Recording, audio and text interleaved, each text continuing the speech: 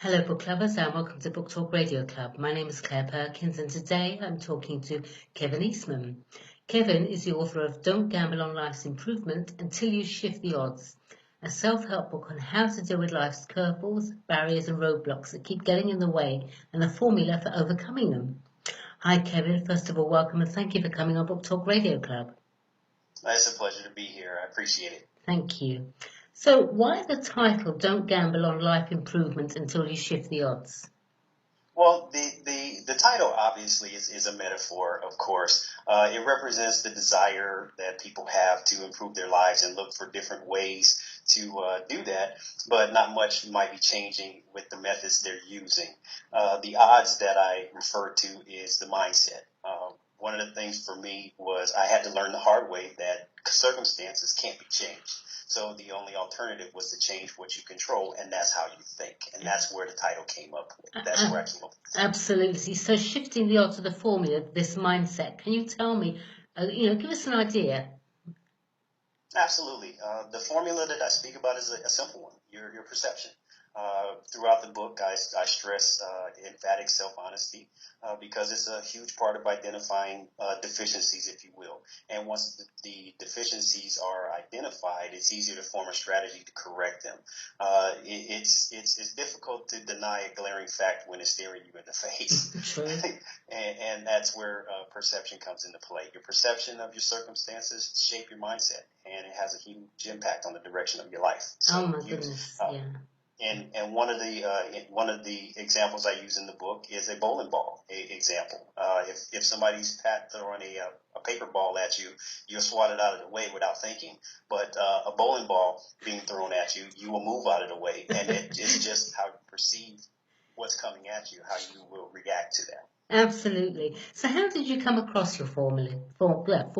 Sorry. Well, that's interesting because it took a lot of banging my head against the wall for a long time. I kept running into roadblock after roadblock, and it took me stepping back, so to speak, and do a self-assessment, and that meant facing a lot of things about myself that I'd been ignoring or didn't want to face. Mm-hmm. And once I had that reality check, I had to change something, and the only thing that I could change was my mindset. Yeah, it's taking responsibility for yourself, isn't it? Absolutely. So you wrote Don't Gamble on Life Improvement until you shift the odds to share your experience with readers. At what point did you have your eureka moment, and what experience was that? Well, after a long period of frustration, I actually ran into a mentor, I served in the Air Force, and what he did was he forced me to examine the way I was thinking. Each time I came to him with an explanation, he forced me to take off the figurative blinders to see how things really were and not for how I wanted to see them. Mm. And that was the aha moment because I started looking at things for exactly how they appeared. Yes. Yeah. I mean, people think their lives are terribly complicated, and I think that their perception to events and then their reaction to them doesn't help. We get so easily caught up in what I call the hive mind, the accepted way of behaving that causes the feeling of complication. To me, life is beautiful and very simple. I mean, what do you think? Well, life is simple for me now, but it wasn't always that way. No, same here. And it was because of the perception. I was one of those people that saw the glass half empty instead of half full, which ironically is one of the chapters in the book. Right. Chapter 5 is titled "Is Glass Half Empty or Half Full?" Mm-hmm. And what it does is it explains the perception and how perception can impact how you see things and how you react to them. Yeah, I mean, if people, as I said, people tend to react in the hive mind. They react as they think they should, they're expected to react, or they react like everyone else because they just don't think. Well, they react to the emotion at the moment instead of the circumstances, and that can have a major impact on the person's reaction. Growth occurs by going beyond the boundaries of comfort, and this book tests those boundaries.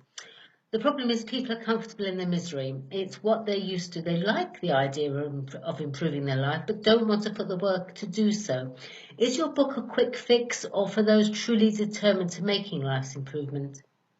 Well, I think it can be a quick fix, but it's not intended to be a quick fix. The formula that I talk about in the book is a quick fix. It's changing your mindset, which can be done in an instant.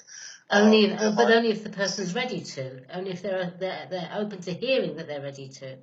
Exactly, and that's what it takes. The chapter 3 in my book is actually talking about the comfort zone and how people get comfortable in what they see, and that becomes the norm for them. Yeah. What I try to do with my book is to break people out of their comfort zone by showing them things, how it can impact, and you can be kind of stifle your own progress by what you create inside your head. Very much so, absolutely. Since the 90s, I think most people are aware of the term self-help, and it has become a hot topic. What makes your book different from the other self-help books available? Well, ironically, I don't think of it as a self-help book. I actually think of it as a self-development book, because what I try to do is develop what is already inside the person. Right. I think one of the best qualities of my book is relatability. What I wanted to do was to show the reader a real person that has experienced real things and found ways to overcome the challenges. So I use a lot of my own experience in the book to kind of explain how these things made my life stagnate, and what I did to get out of that rut, so to speak. Right. And is there a particular, I'm going to say, not say self-help now, is there a particular self-development author or guru that you followed or inspired you to write in this genre? Well, believe it or not, I have some people that I enjoy listening to. I listen to Mark Gungor and I listen to Les Brown. But when I started thinking about the concept of the book, I intentionally stayed away from self-help material because I wanted everything in the book to come from what I had in my head already. Right. So I intentionally stayed away from books, videos, everything, and just wrote the book. Yeah. Did you find it just poured out, or did you find it hard to do? Actually, once I started writing, it became a series of essays that turned into a 250-page book. Okay. So I didn't think it was going to be that way, but it actually turned out that way. What is the significance of the cover image of the book? I mean, specifically the dice. That's actually ironic. I actually had this question thrown at me recently, and I wondered. The book's been out for about 6 months, and I wanted to figure out why it would take so long to be asked. The dice are actually in front of a cliff, and the image is largely metaphoric. What it is a symbolic representation of how people try to resolve issues with the same mindset they used to create them. The throwing the dice off a cliff and hoping they land on a good number once it hits the bottom. But you try to find my book is written to illustrate how simple. So something as simple as a mindset can be the barrier standing between you and success and happiness. The interesting thing is you're in complete control of your mindset. So that barrier that you have, if you think about it, might actually be your perception of your own mind. Absolutely. So that's how I kind of look at it, was with the dice, because a lot of people are confused about why the dice are there. And it's like, well, you can throw the dice off the cliff and hope it lands, but how do you know? Yeah. What if there's another way of doing that, and that's throwing it right in front of you instead of off a cliff? Absolutely. Is this the first in a series of life improvement books, or just a one-off? Well, when I finished the first book, I was relieved because I had a lot of things that I included in the book. But I had an author friend of mine tell me, "Congratulations, pat yourself on the back, and get started on the next book." I thought I had poured everything into the first one, but recently I started getting ideas for another book. So right. There may be another one in the works. Well, do it in your own time. It's when you try and force stuff. That's when I think writer's block comes in. You know, I've written 2 books. In the self-help category, and I thought, well, I must do the third, and nothing would come. So I thought, you know what, right. To hell with it, I'll do it when I'm ready to do it. Exactly. As simple as that. So, Kevin, what would you say to the person that says, it's too late for me to make a change in my life, I'm too old? Well, I would say that you're never too old. It's never too early or too late to learn something new. I thought I knew everything until I realized I didn't. What's ironic is I always knew I didn't know everything, but it didn't stop me from convincing myself that I did.